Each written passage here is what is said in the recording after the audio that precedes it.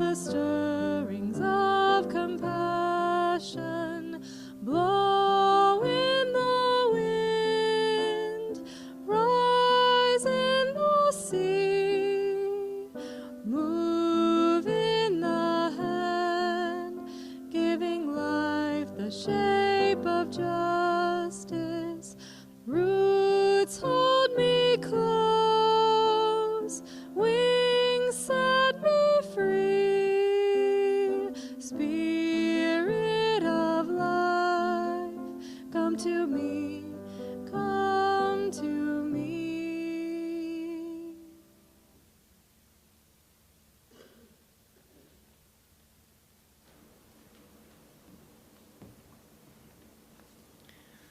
Good morning.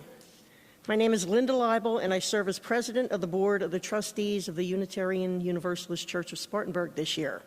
Thanks for joining us via live stream this morning. In cooperation with public health authorities, we've suspended all regular in-person church activities for the time being. As the pandemic continues, we understand there's a desire to find ways to meet in person. We're a congregation, and we must work together. Our highest goal is our care for one another.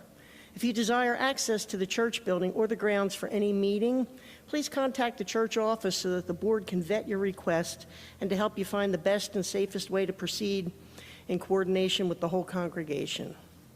Allow me to share a few announcements this morning. Special thanks to Barbara Tisdale for the flowers. They're in memory of her brother, Frank Hallberg. This birthday would have been September 10th. We're organizing donations of flowers for each Sunday service this fall. This is a wonderful way for us to connect with the space and with the congregation that we love. See the happenings for details if you're interested in participating. Our voting justice team is hard at work. The team's created a door hanger. Here they are here. Encouraging everyone to vote. We've distributed 3,000 of these already, especially in underserved neighborhoods where misinformation and voter suppression techniques often diminish voter turnout. If you'd like some door hangers to distribute, please contact the church office. Especially in times like these, we need each other. Thank you for being a part of our congregation today. We're a people of faith and hope. Welcome.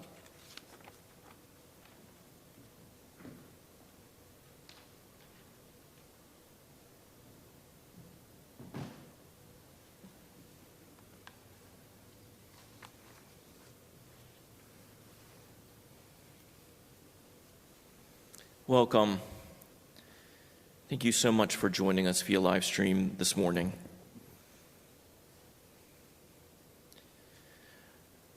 Last week, we talked about breathing, just stopping to breathe, and the power of mindfulness with our in-breath and our out-breath.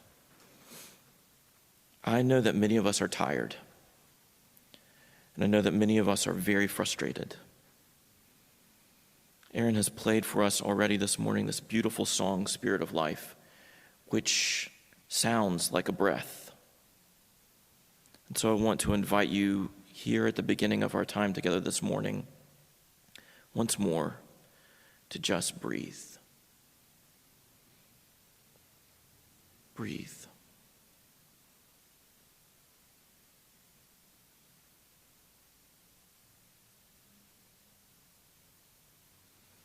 All month we are speaking about mysticism, what it is and what value it can have for us.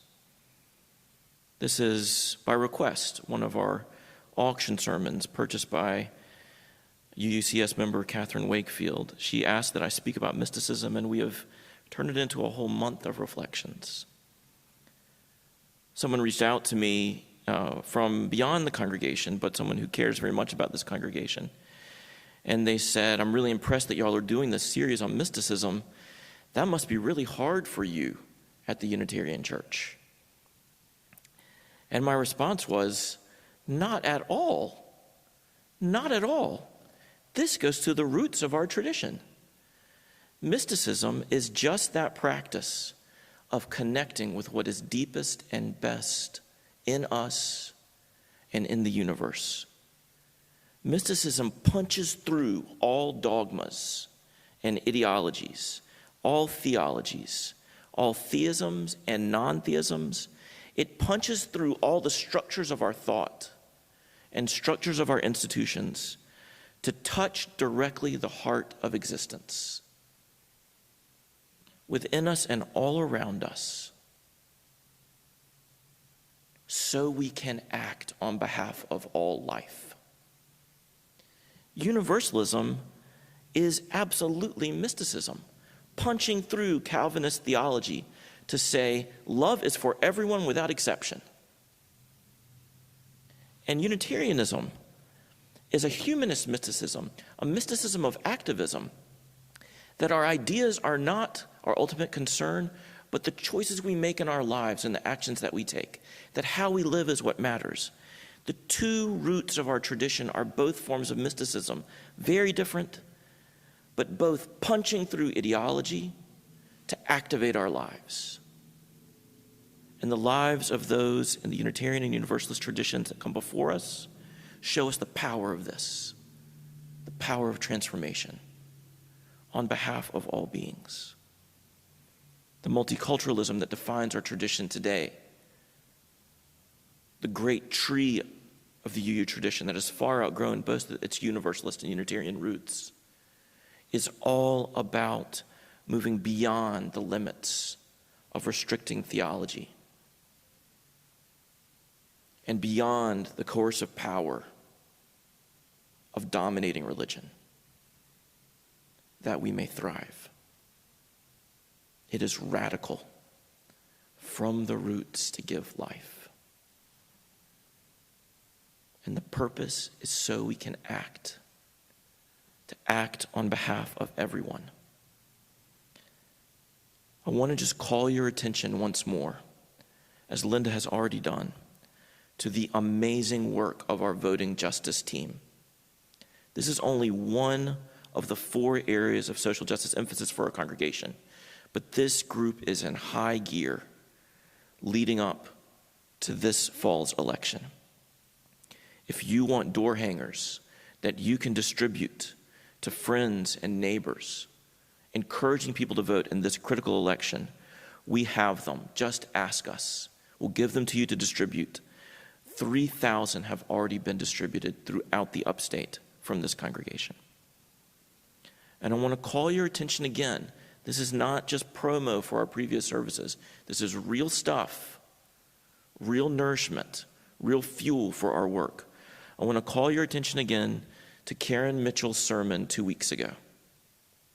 It is on our YouTube channel, and it is worth watching. It starts at 24 minutes into the service. Karen outlined 6 things that we can do right now, each of us, to make a difference in this election. Pay attention. Is our state legislature making it easier for people to vote during the pandemic? Talk about voting with someone different every day until the election on November 3rd. You be the counteraction to all the media noise. You be the wave of wise and intelligent discussion, encouraging people to vote. Get out your calendar, mark the day when you will vote, and make time on that day for voting to be your top priority, no matter how long it takes. Don't let lines and other forms of obstruction stop you from exercising your electoral power. When you vote, especially if you vote by mail, follow the instructions to the letter. Slow down and read the directions again, and follow the instructions exactly so that your vote counts. Make it easy for the person counting to correctly count your vote. Vote early. If you are above a certain age, or we could say otherwise, if you have attained a certain maturity, if you have other limiting conditions, or if you have to work on election day, you have the right to vote early. Vote early. And have patience. Have patience. Electoral officials anticipate that more people will vote in this election than we have ever seen before, and vote by mail and by absentee ballot. It is going to take a long time to count votes. Decide now before all of the anxiety mounts. Decide now that you will be patient for the results to come in. It will take days and perhaps weeks, and we can imagine at least one person who is going to try to overwhelm the airwaves and our emotions and our whole country, sending out false messages. They do it every day. We know exactly the technique. Decide now that that is not going to throw us off our game. Wait for the facts and be patient. Our tradition is about pushing beyond all strictures to live at the heart of life so we can make life more livable for all of us. Even in a virtual format, we gather today in our annual tradition to celebrate water communion, the ingathering of waters from our many locations, from our many travels, from our many homes, the source of life from our many lives flowing together into common purpose. In that image, we see our power. When we connect, when we flow together, a flow and a power that is greater than us all, no matter what name we give it, no matter our own idea. None of that is adequate to describe the truth of this power. No theism, no non-theism, no ideology, no theology, none of it can fully name what we feel inside of ourselves. The power within us, flowing between us, connecting, that we all may live. Welcome.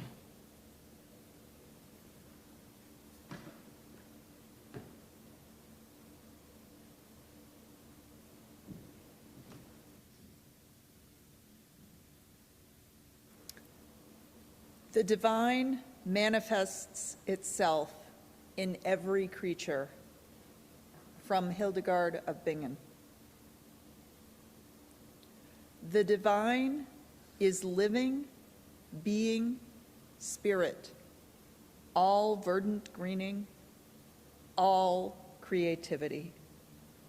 It manifests itself in every creature.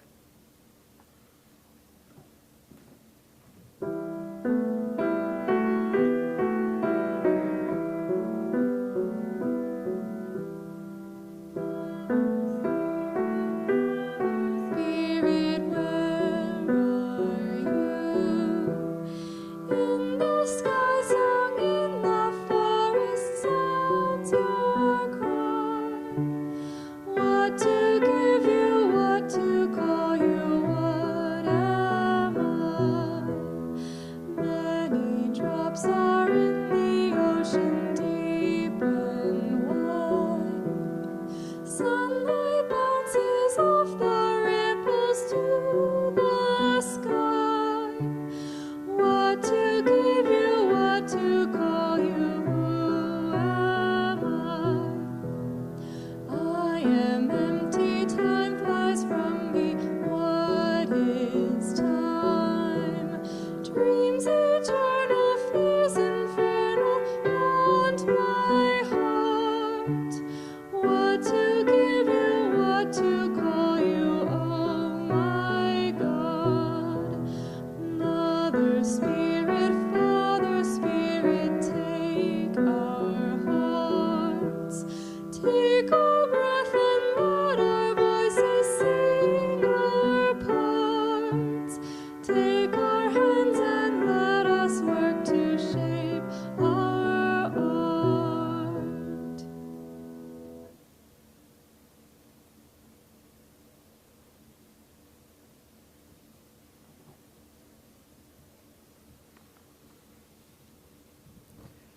Our covenant, written by this congregation, provides our practical guidance of how we live together in community.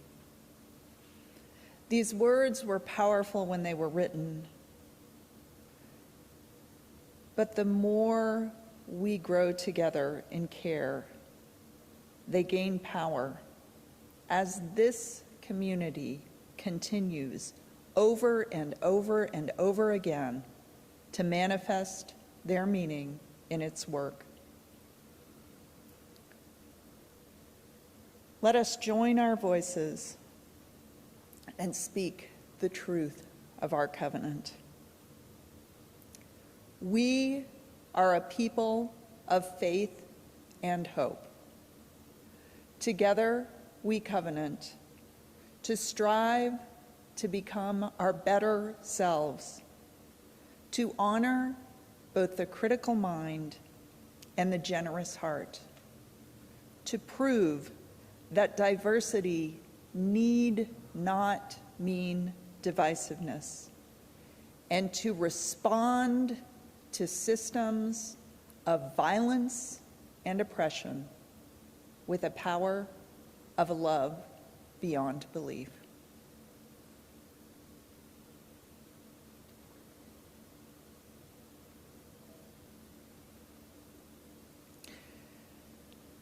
At this time in our live service, we would share joys and concerns by visiting our rippling bowl. We continue to hold one another in care.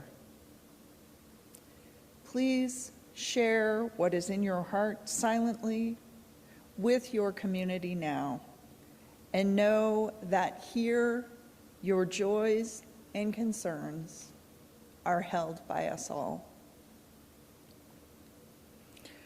We also use this time to greet one another. Our connection in this congregation is real. The joy that we share has not been dampened by our separation. Please take a moment to send your care to others, perhaps by a text or just a thought of those in our community. Feel our care for one another.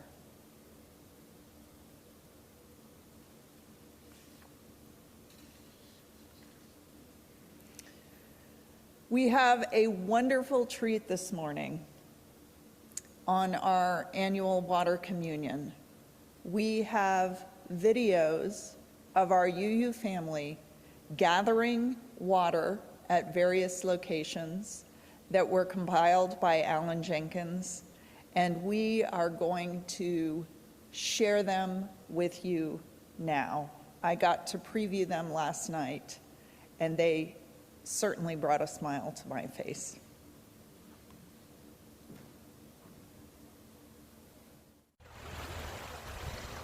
Hi everyone, just a quick hello. Just wanted to say hi to everyone. I didn't drop off water, but I just want everyone to know that I'm thinking of you and I hope that you are all doing well. We'll stay connected the best we can over these next months, and we hope sooner than later we'll be back together.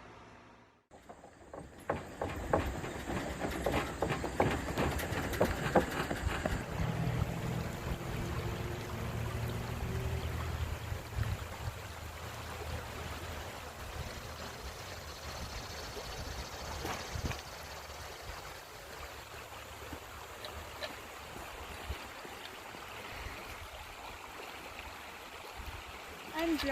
This water is from the South Toe River in North Carolina.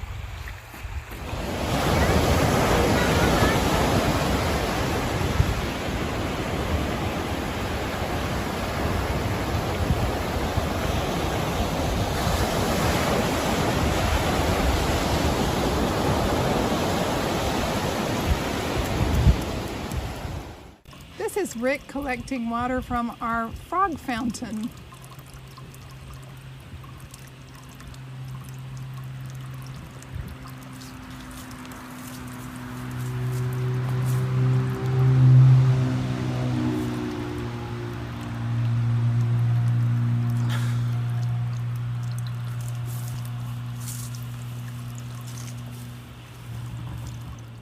I'm Tracy. I'm Henry. I'm Russ. Hi from Spain.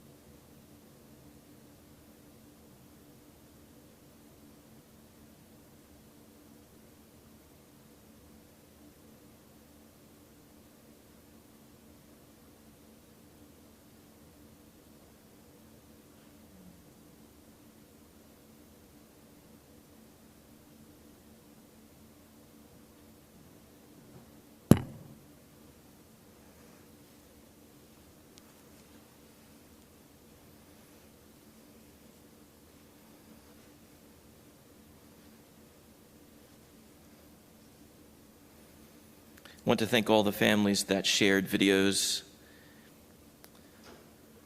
for the water communion. We're getting a thumbs up that it came through.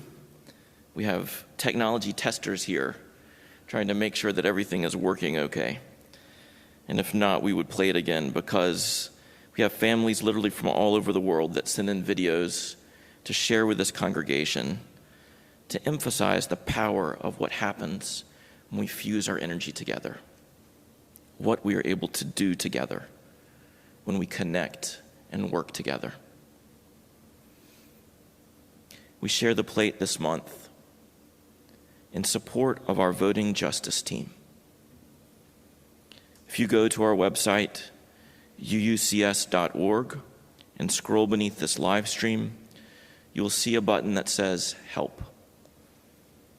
If you click on that button, you can find numerous ways that you can serve in this community through this congregation during the pandemic and in this election season.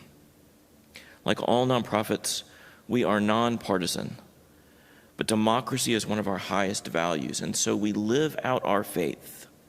We live out our particular calling by advocating for just democratic processes in our lives, in our congregation, the way we govern ourselves, and in our world, in our society. Our voting justice team is working in innumerable ways to ensure that everyone has a right to vote in this critical election. Our Share the Plate this month will support their efforts, helping with the purchase of banners and signs, helping to buy water bottles that will be distributed at polling places as people wait in line, helping to provide chairs and umbrellas as people wait out in the sun.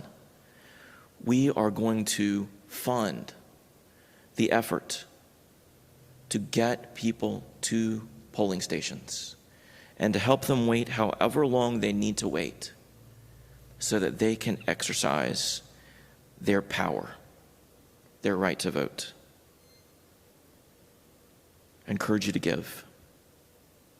This is the flow of our energy, the flow of our resources into common purpose, not only for our own benefit, but for the benefit of us all. And we can see in this election how every vote, every person who exercises their right to vote is one more vote for humanity, for us all. Let us bring our gifts.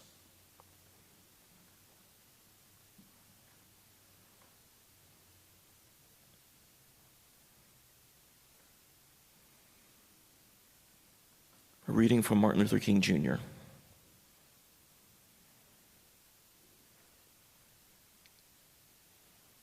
Letter from Birmingham jail. Written in prison in Birmingham to a group of white clergy who had told him to wait, not to march, not to demonstrate, not to fight for civil rights and for voting justice, to wait. And Dr. King instead summoned his fellow clergy, who looked just like me with the same job that I've got, summoned us to see that we are connected, and that is in joining together that the work that must be done is done. Listen to the words of this practical mystic from our American tradition. In a real sense, all life is interrelated. We all are caught in an inescapable network of mutuality, tied in a single garment of destiny. Whatever affects one directly affects all indirectly. I can never be what I ought to be until you are what you ought to be.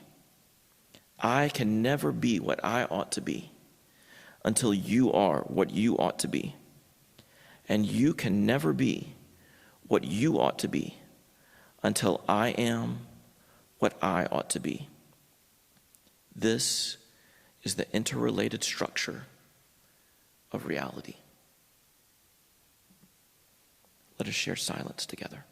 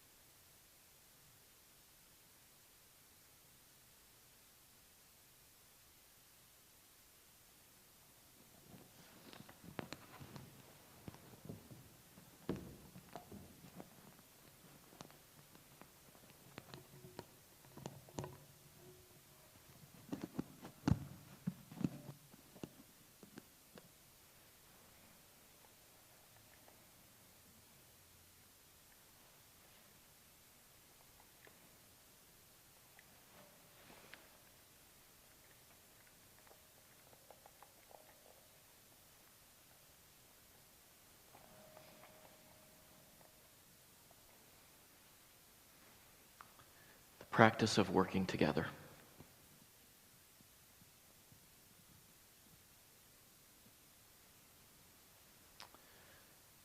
Last week we talked about the simple practice of breathing.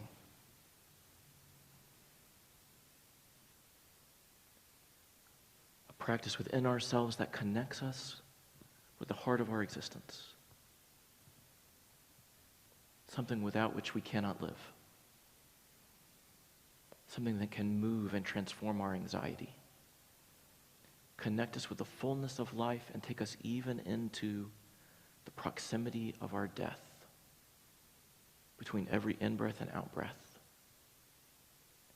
so that from the ultimate nothingness of our existence, we surge back with life and with power. A mythic journey through life into non-existence, into new life, with every in-breath and out-breath. Not an idea, not a theology, just breathing. Just the fundamental nature of being. I want to ask you again to breathe with me. Breathe with me.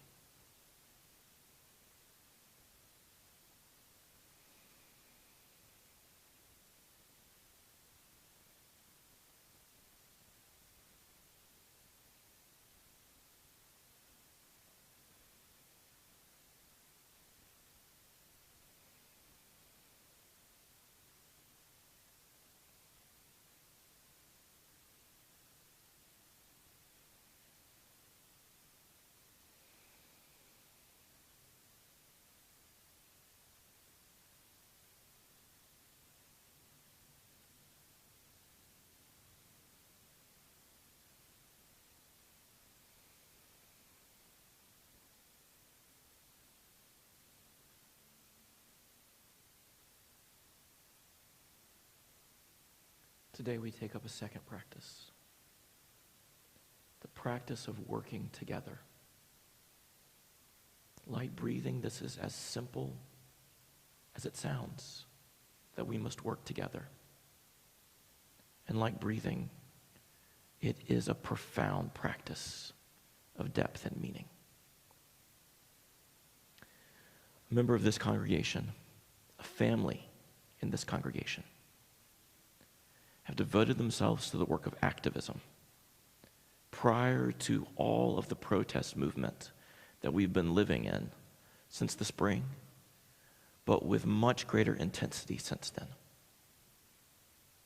These are folks who every week, week after week, with purpose and intention, prepare themselves, fuel themselves, physically and emotionally, spiritually. They pack a literal bag, and they take supplies, fuel, for their fellow activists, and they go. They go to make public witness in the cause of justice in our time, to act against racism, to act for voting rights, to act on behalf of us all, to build a better, more livable world. We can see from the news that this is a way of life that is with ample risk. It is not absent risk. Not only does it take time and energy, commitment and focus, but there's the real danger of violence. Violence from counter-protesters, violence from law enforcement, violence from simply being misunderstood. And so with great purpose, this family steels itself, prepares itself, and does its calling, lives into its calling, fulfills its vocation week by week to stand for justice for us all. Only a few weeks ago, this family traveled to Charlotte, to the Republican National Convention. And they joined protesters outside of the convention to call out the racism of our current administration, to call out for voting justice, particularly regarding our post office in this election, to shine the light of truth on all that is happening that would destroy lives, that would take power, that would hold us all down for the benefit of a few by the oppression of many. At this protest at the Republican National Convention, one member of this family was standing in a group protesting. And across the line came a counter-protester, someone from the far right. They approached the protesters and began speaking, but the protest was so loud that no one could hear what was being said. And in that act of crossing, people experienced it as an act of aggression, as an act of potential violence. And we have seen that. We have seen that in cities around our country. And we have seen our leaders who should be helping us draw together and build peace, pour fuel on that fire to try to stoke divisions. A counter-protester crossing towards the protesters.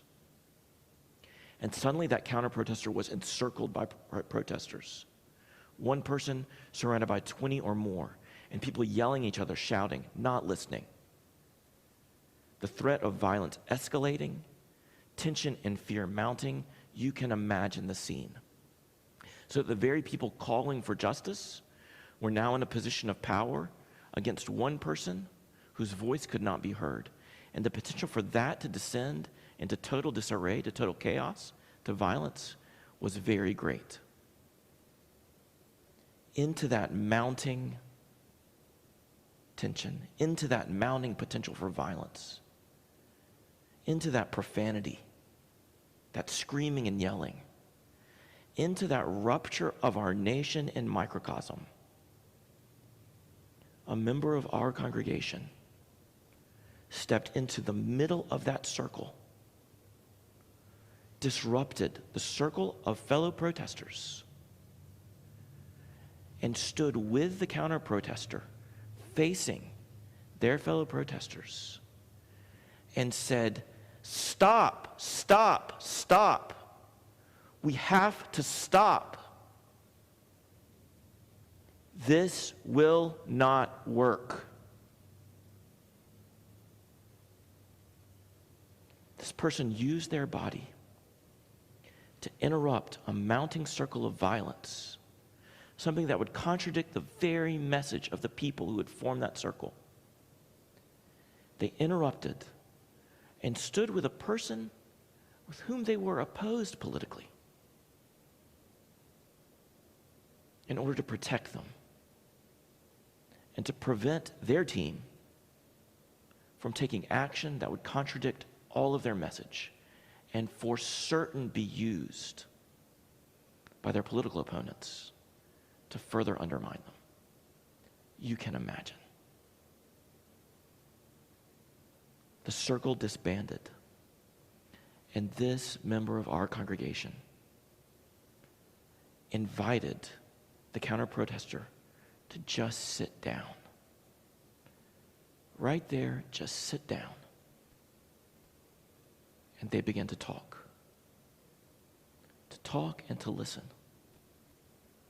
They agreed on nothing. They agreed on nothing. And when all of this was over, they went back to their protests, fighting with increased ardor for the causes that they believed to be just.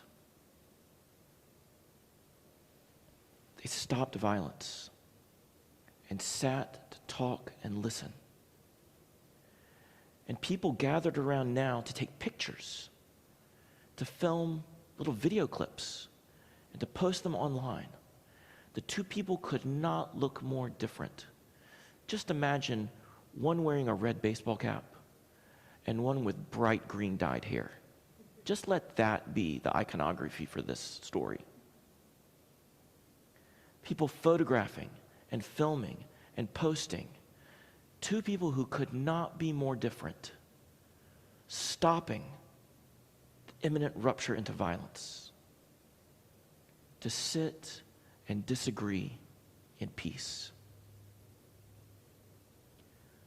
Don't mishear me. Do not mishear me. Do not mishear me. I am not saying that all ideas are equal. I am not saying that oppression is not real. Damn straight it is. I'm not saying that I don't have a side in this. And if you're confused about what side I'm on, please ask me because I will make it very clear to you. I am not saying we should all just get along. No. I want to preface that no with another word, but for now I'll just say no.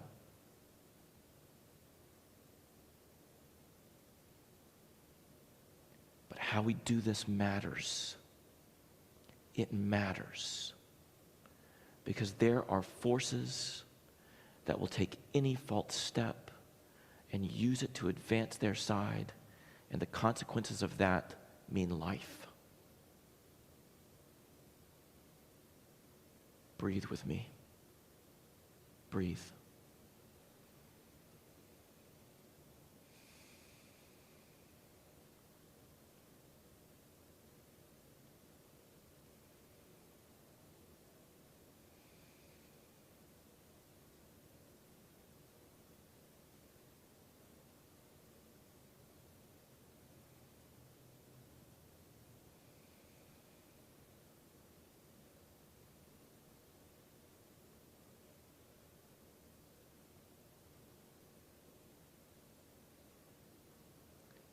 We are living in a time of fatal division. It's not a euphemism.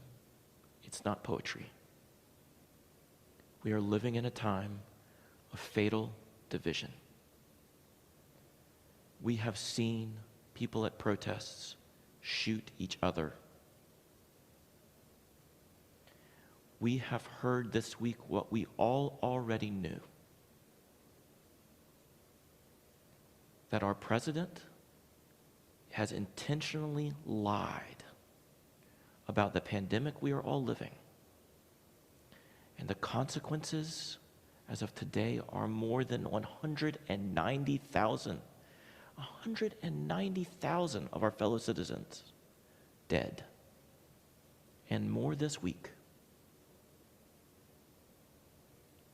We are living in a time of fatal division. And the strategy of division is intentional. It is being deployed right now on Twitter, on YouTube, on TV, on the Sunday morning talk shows. It is being deployed to try to aggravate us and agitate us, to drive us out of our minds so that we will become reactive and act with division, that we will split and scream and fight until we fray and explode. And they will serve that up to us as a news story about how wrong and violent we are. No. We are smarter than that. The mystical tradition throughout time and across culture, in every religious tradition, presents to us an image. It may be familiar to you in one tradition or another, a tradition that you grew up in, maybe a tradition that you have left. But listen to me, it is an image that people have conjured. They have drawn out of their own lived experience, out of the depth of their lives, and articulated across time and culture. It is an image that is meaningful to human beings. The image of the body. We use it in our own democracy. We talk about the body politic. Throughout time, people have drawn the image of the human body as an image of our life together. Many members, many parts, but all connected. And in many of our traditions, we tell stories about this unified body of humanity, the connected tissue of our cohesive social being, being dismembered, broken apart, scattered, torn apart. You know the stories. You know the images. They are not exclusive to one tradition. They are throughout time and culture. And they tell us something. They tell us something about our fundamental being and our being in this time. There are people intentionally trying to dismember our body. They are trying to cut us into pieces.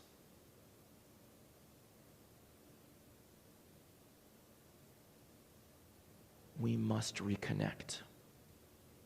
Not with false equivalency. Not acting like everything's okay or all's the same. No way. But to reconnect. This is painful. It is terribly difficult. And it is the powerful move. It is the transformative move. It is the protest that gives the lie to the oppression. And there's a member of our church who showed us this at the damn RNC. At the RNC. Hear it. Somebody from this congregation. If they can do it there, we can do it here. I'm not preaching to you from up above. I'm talking to you as somebody who lives this every day. Yesterday, my wife and I had the stupidest fight. And you can believe that more than 50% of it was because I was being an obstinate jerk. And we actually agreed on the basics. But in the details, we were opposite. And it took us all day until after 10 o'clock last night to sit and deliberately talk, to try to reconnect. And our kids come in to check on us to make sure we were okay. Because you know how parents do. I'm not talking to you from a place of having gotten it right. I am in it too, and as susceptible as anyone. There are forces pulling us apart, forces in our political sphere, forces in our social life, forces in our congregation and our religious life, forces in our families, forces inside of us, some of which we don't even know how to name. They pull on us all and would dismember us, rip the body apart. It takes so much effort, so much strength, so much power to connect. But we can do it. Even in our real disagreement, we can do the work of working together. I want you to do a new practice with me. I want you to bring to mind a person with whom you are in broken relationship. It doesn't have to be political. It can be anything. Someone with whom you know you are dismembered. You are fractured from them. And while I finish talking, droning on too long, I want you to do the real work. Don't mind me. By text or by email, I want for you to just connect with that person. You know who they are. You know who they are. You don't have to give them a long explanation. You don't have to set the world to total rights. You can just say, hey, I'm thinking about you. You came to mind. I love you in spite of it all. Don't make it complicated. Just connect.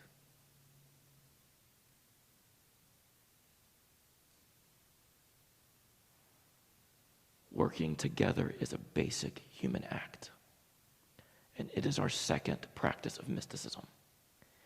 It's not complicated, but it is one of the hardest things we do, and we must choose to do it every day. Ask any coworker of yours what it's like to work with you, and they'll tell you, it's hard. It's hard to work together. I'm not talking about being nice. I'm talking about the practical mysticism of our lives. Because when we work together, when we do the hard work of interrupting the cycles of violence and the gratifying screams and yells and profanities, when we interrupt that to just work together and spend hours into the evening trying to do it, our power fuses. Our interconnectedness, one of the 7 principles of the UU movement, the fundamental idea behind Dr. King's letter from Birmingham jail. When we fuse together, our interconnectedness expands our power. And we realize that we are not only individuals, we are connected with each other inextricably. We cannot not be. We live in a web of mutuality, so that even in our division, we are still connected, only by violence and exile and separation. We are connected no matter what. Let us choose to be connected for purpose, to work together. We have so much to do in the next few weeks. So much to do. We must work together to do it. There are forces that want us to split apart so that we won't be able to be effective. Don't let that happen. Work together. And if this election goes one way, we are going to have to keep working together to rebuild a world where we can all live, because it has been ripped to shreds, dismembered. The bodies are everywhere.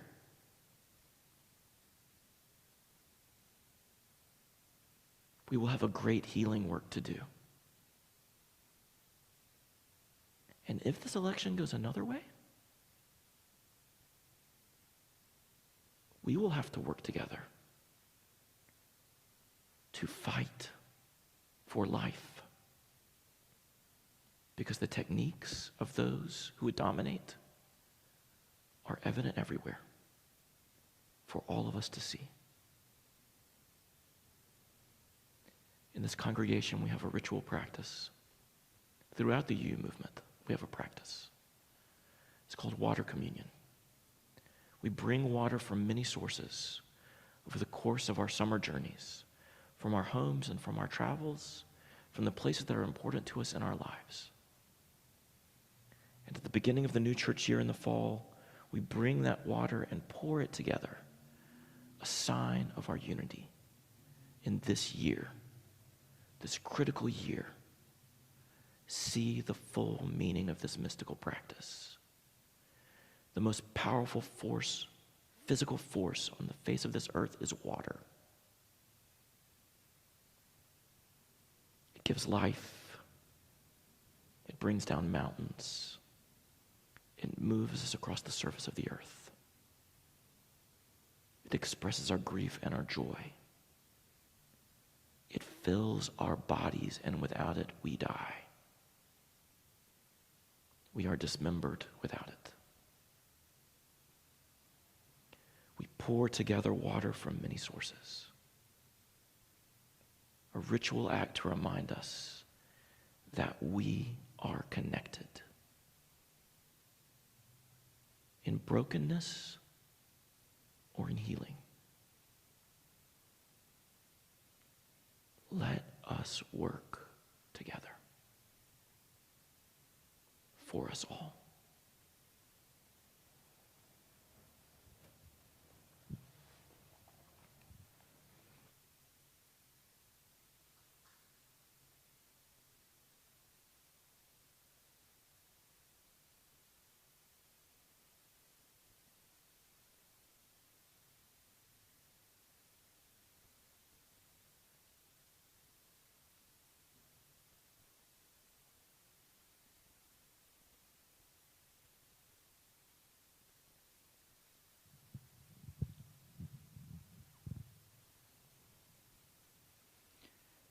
It is my honor to share in our water communion, our annual ingathering. We don't have many rituals in our tradition, but this is one of them that means a great deal to many of us. Let us work together. Let us connect. We have a dozen different samples of water that we bring together. I am honored to have shared in the meaning that is sent by folks, but in the interest of time, I will share their names and where their water is coming from.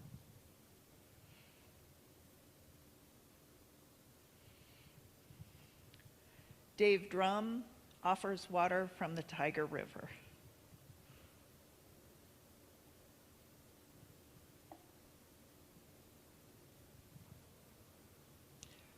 Robin and Brandon Carter bring us water from Lake Craig at Croft State Park.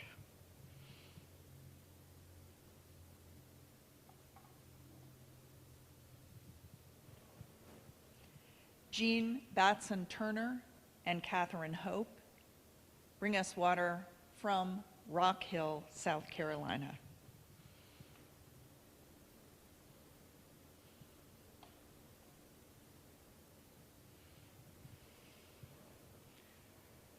Rick Christian brings home steam distilled water.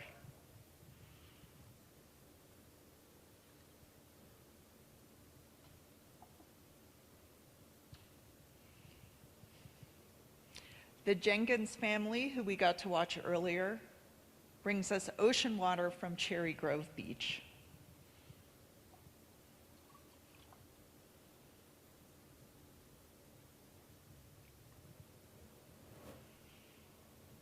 Bates and Teresa McKinney bring home creek water from the Lawson's Fork Creek.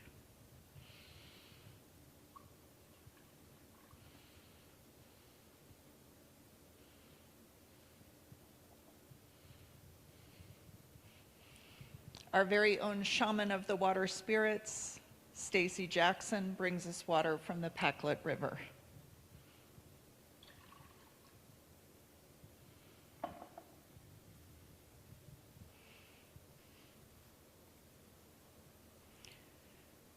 This water is from the new grounds and buildings of UUCS.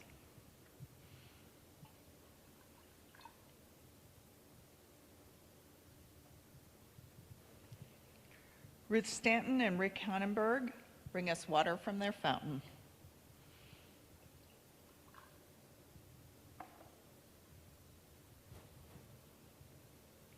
Ash, David, and Hunter from Clan Dragonhast bring us water from the Boar God in downtown Greenville.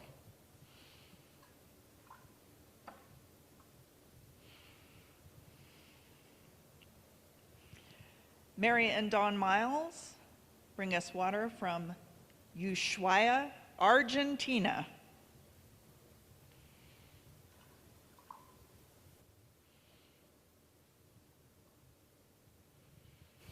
And Millie Fritchie brings water from the South Toe River in North Carolina.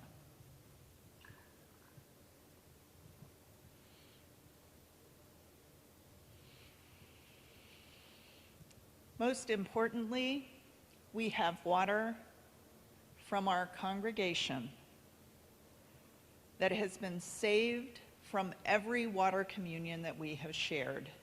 Every year, a portion of this water that has been brought together is saved and placed in the bowl from the next year.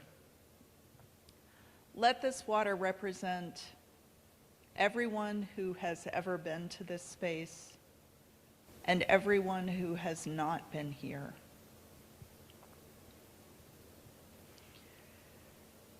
Water is one of the most powerful forces. We are the water that shapes the stone.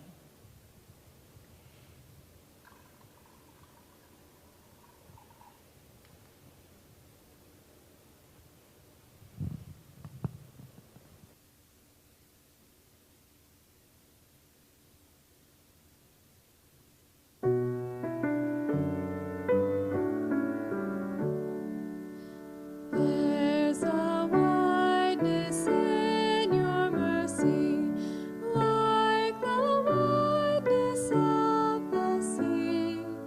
There's a kindness in your justice, which is more than liberty. But we make your love too narrow by false limits of our own, and we magnify your strictness with a zeal you will not own. For the love of God is broader than the measures of our minds, and the heart of the eternal is most wonderfully kind.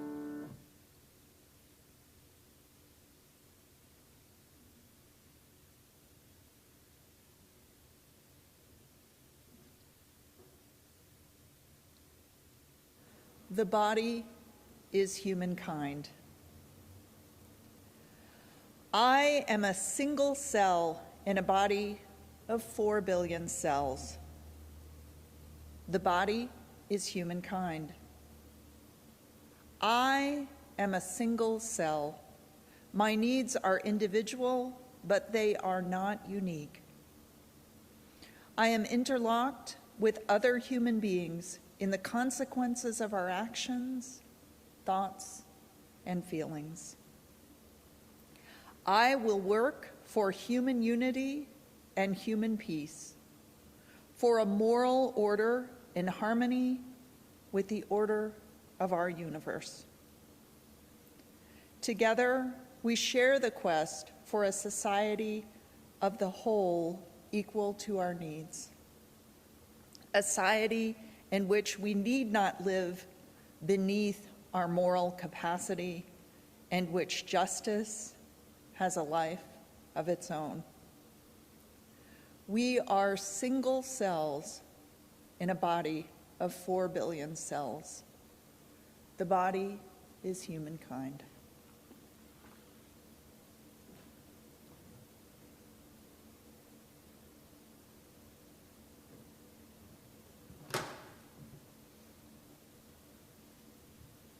After Aaron plays our closing song, we're going to try one more time to play the video of families who brought water, gathered water for our water communion, just to be sure that it plays at its full length and full sound. Thank you for being patient with us with our technology. The practices of mysticism punch through ideologies and theologies, all strictures of thought, for justice, for mercy, for love, so that we can live, work together.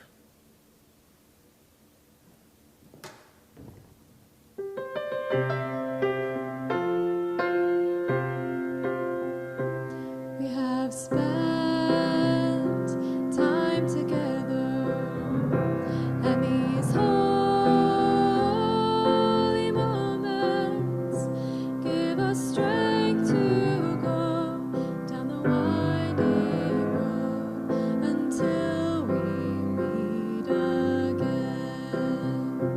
We have spent time together, and these holy moments give us strength to go down the winding road until we meet again.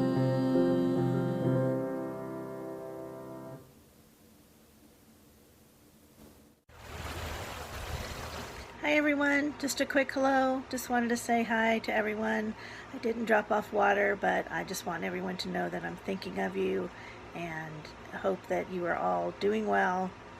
We'll stay connected the best we can over these next months, and we hope sooner than later we'll be back together.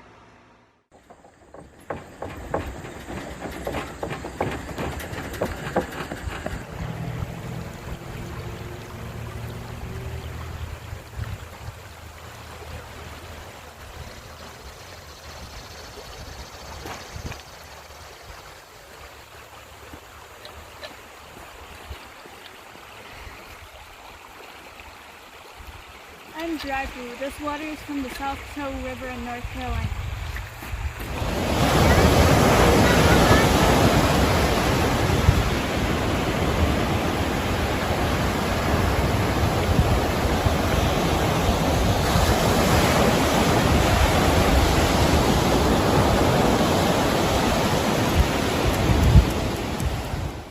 This is Rick collecting water from our frog fountain.